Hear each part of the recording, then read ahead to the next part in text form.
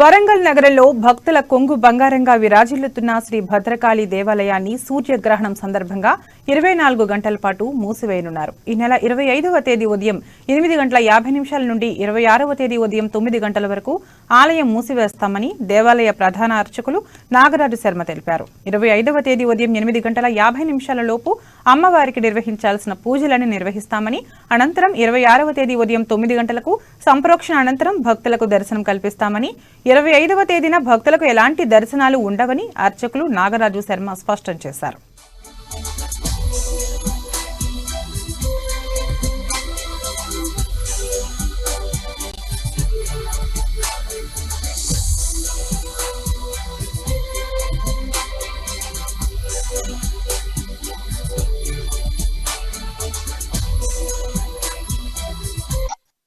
భద్రకాళి శరణమ్మ రేపు సాయంత్రం రాహుగ్రస్త సూర్యగ్రహం సంభవిస్తున్న సందర్భంగా అన్ని ఆలయాలు కూడా మూసివేయబడతాయి.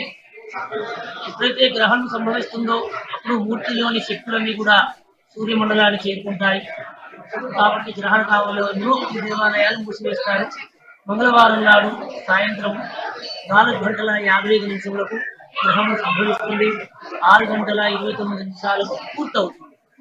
గ్రహణ వేద అనేది 8 గంటల ముందు, 3 గంటల తర్వాత ఉంటుంది.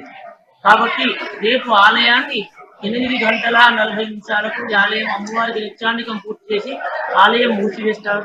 తర్వాత గ్రహణం మోక్ష కాలం తర్వాత అమ్మవారిని ఆలయం మొత్తం శుద్ధి చేసి సంప్రోక్షణ చేసి యథావిధిగా బుధవారం నాడు మాత్రమే భక్తులందరికీ దర్శనాలు ఉంటాయి. గమనించగలరు. గ్రహణ కాలంలో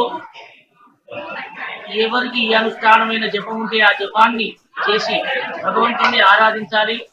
ఎందుకంటే మనకు ప్రత్యక్ష దైవాలు సూర్య చంద్రుల ఆధారంతో పంచాంగాలు కానీ ఈ భూమి యొక్క